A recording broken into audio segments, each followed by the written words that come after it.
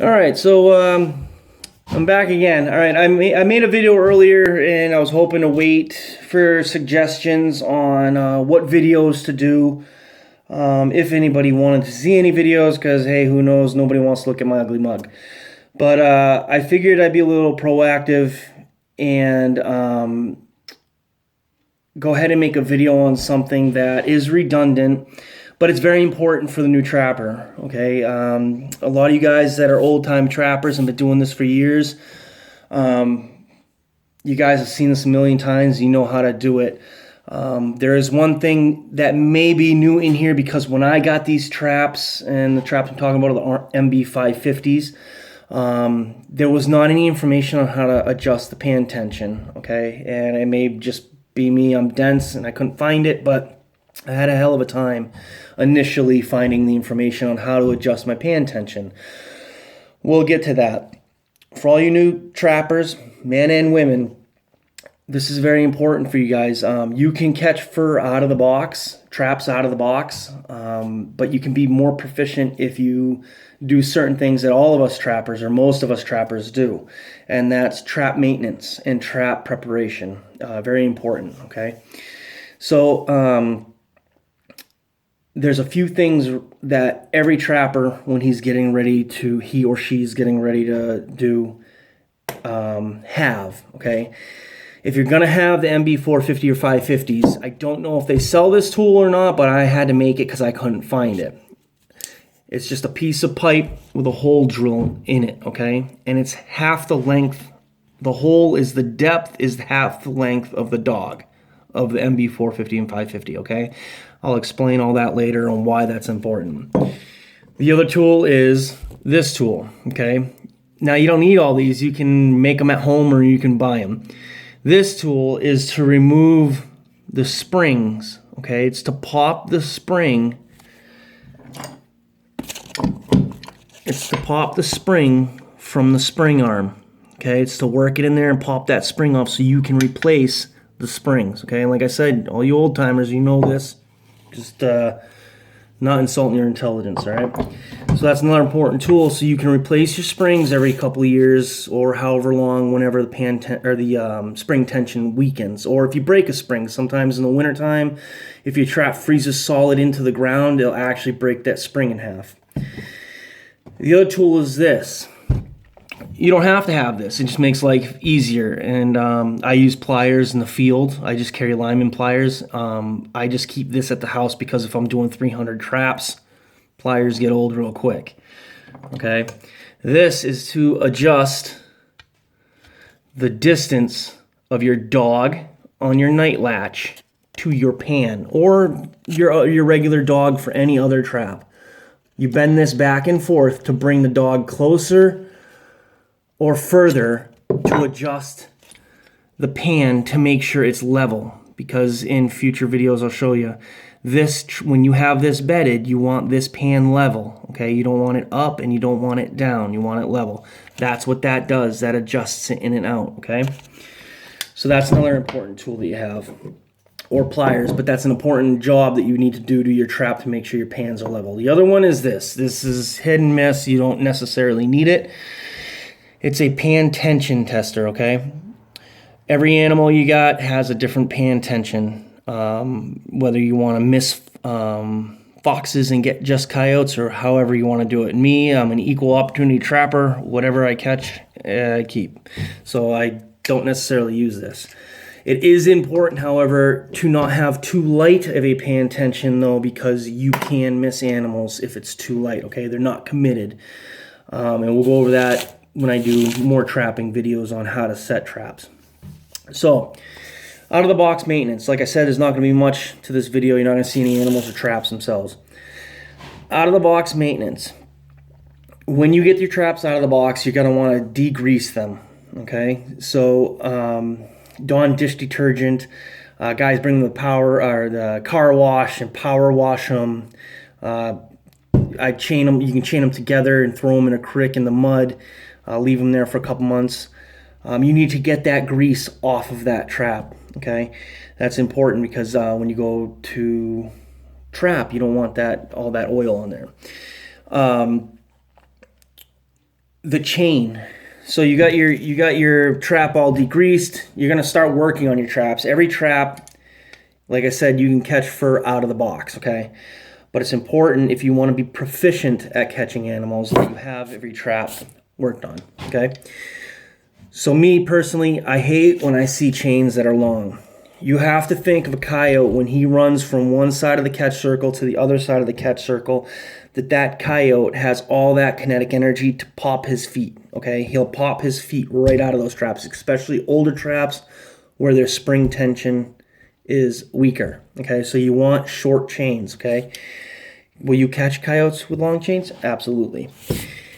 So what I do is I use MB Crunch Proof swivels because coyotes will bite down on those and crush those, okay? And then they won't swivel properly. And when they don't swivel properly, the trap binds up, and that's how you break the leg, and they'll roll their feet out of it, okay?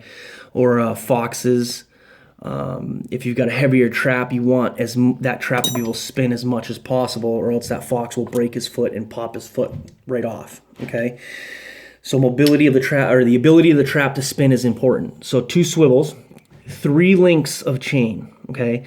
Every state has its own laws on how many swivels must be in it, whether there has to be shock springs in it.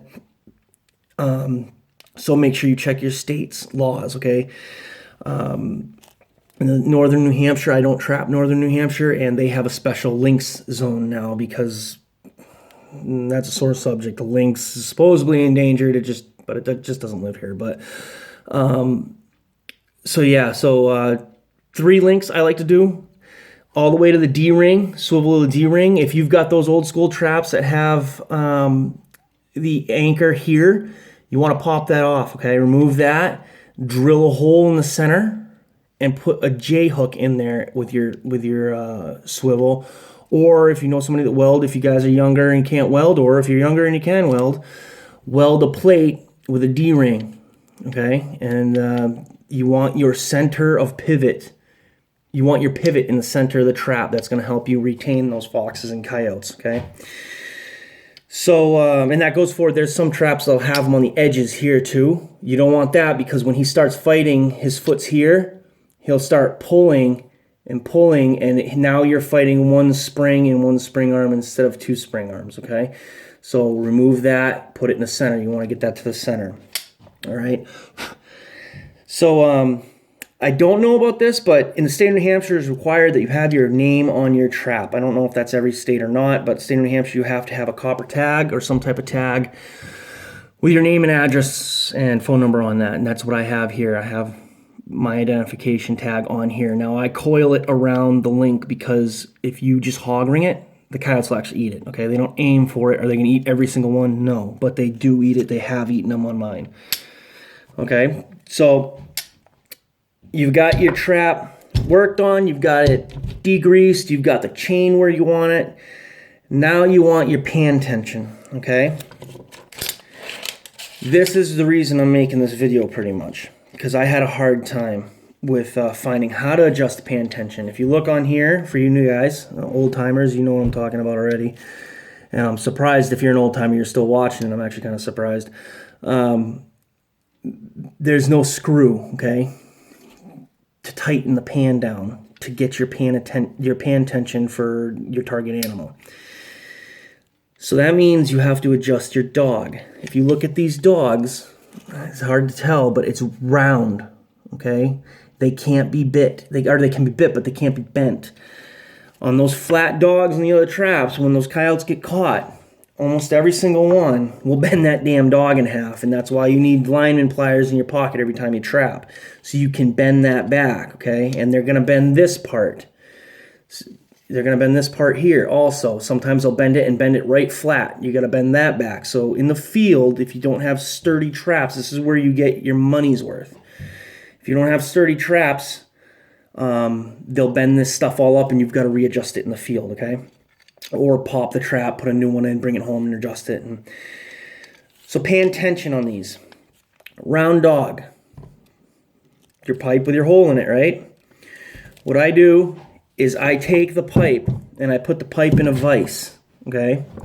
And then I take the dog and I put the dog inside halfway, okay, in the pipe. And I take a hammer gently, ball peen hammer, and I tap it here, okay? The more you bend it, the less pan tension it's going to take for an animal to fire it off, okay? So go slow, start slow. Sorry about that, that might have been loud. If you see there's a little bit of bend, okay? When you get it out of the box, that's going to be completely straight. You want to bend this to about that angle. If you can see it, I don't know if you can do it, but there's just a little bit of a bend, okay? It makes a big difference. With these straight, they're pretty damn near impossible to fire, okay? You're not going to catch anything. You're definitely not going to catch foxes. With them bent, okay, it's night latched, so you're going to hear a click, okay? Now, if you look, that pan is level. That's where that bending of this plate comes into key. If we would bend that out, okay, that would bring the dog this way. That would bring the pan up to try to meet that dog, okay? So that's why this distance is important. That bend is important because it affects the pan tension. That's where this comes in. You want a certain pan tension. Watch where it goes on that marker. You want a certain pan tension, 1.5 about. I don't know if you can catch it. It's about 1.5 marks, okay? That's where we want that pan tension for foxes, all right? These 550s are not delicate on fox legs, okay? They're a coyote trap, but they'll hold a fox, and they're damn good. So again, watch real slow, or real slow. Watch this real slow, right? No, watch this. Watch close. That's 1 and almost 1.5. This one's a little bit light. So you're gonna wanna make sure that's 1.5. Now, for you old timers, these things really bite too. For you old timers, you just use your hands, right? That's how I did for a long time.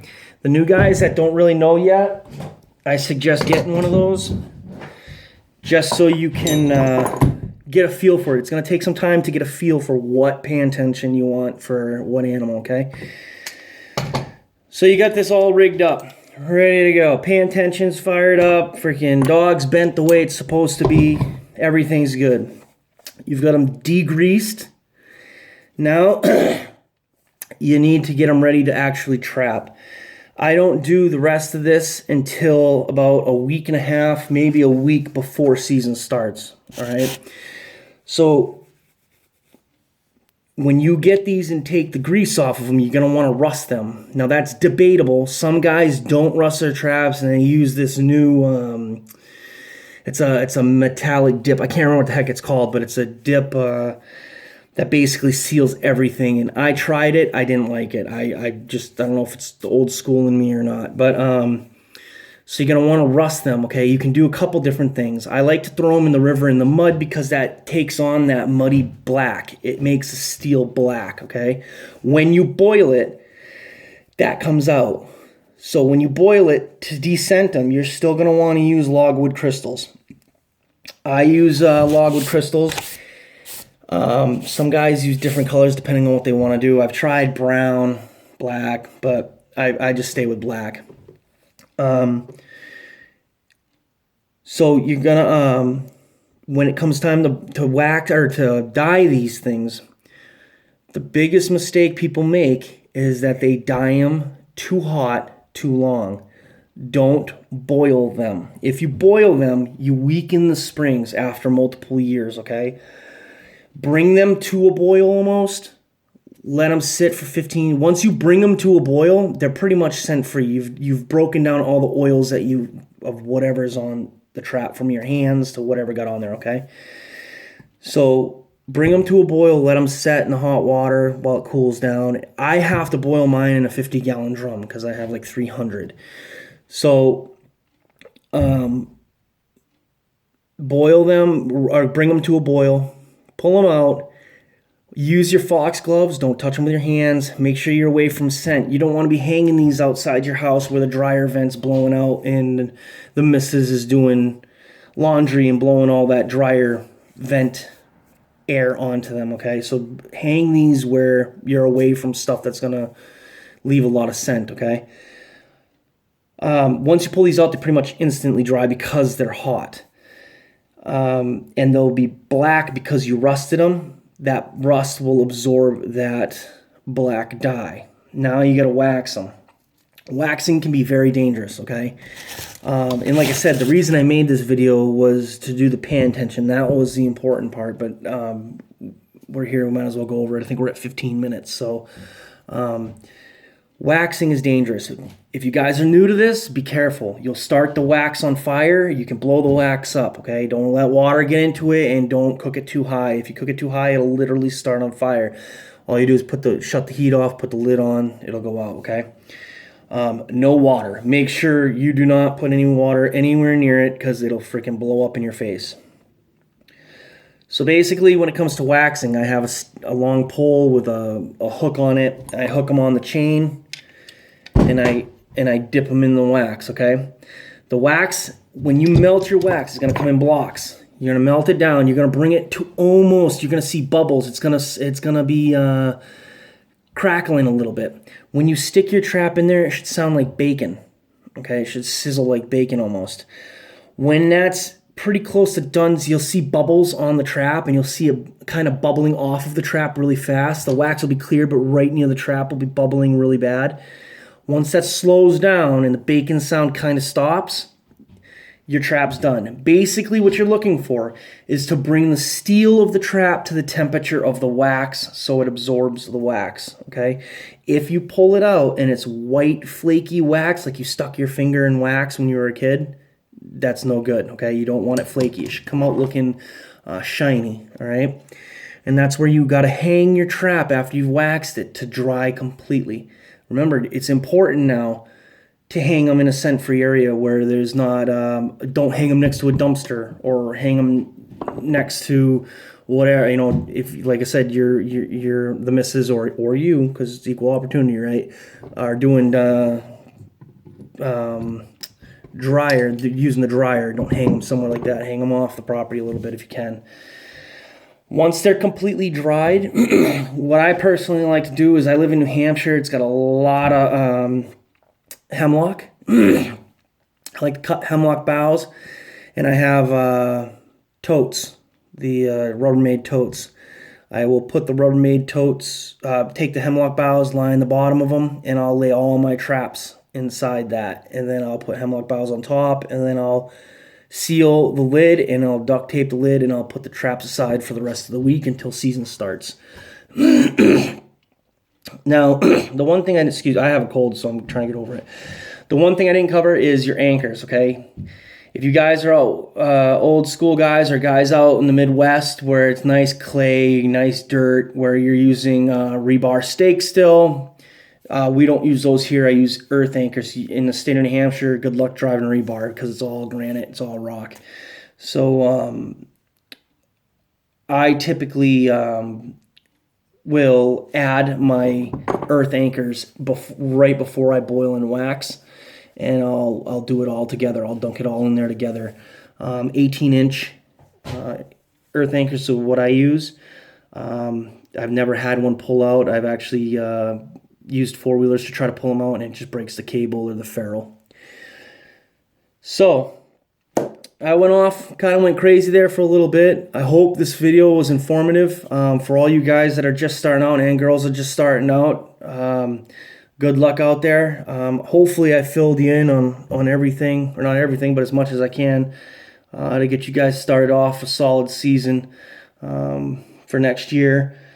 Like I said, a lot of this stuff, there's going to be trappers out there that are going to tell you I'm completely wrong, do it a different way. Remember, if you're in a different region, things are done differently everywhere you go. Doesn't make me wrong, doesn't make them wrong, just makes it all different, all right? Trapping comes down to what you can imagine and what you find out works. You know, if it works, right? So that's the end of the video, guys and gals, and I hope you guys have tight chains and prime fur all season. And if you guys have any questions or want to leave any comments, feel free. And if you guys have any requests for other videos, I'm retired and getting fat and lazy, so shoot me a request and we'll see what we can do. All right, have a good night, guys.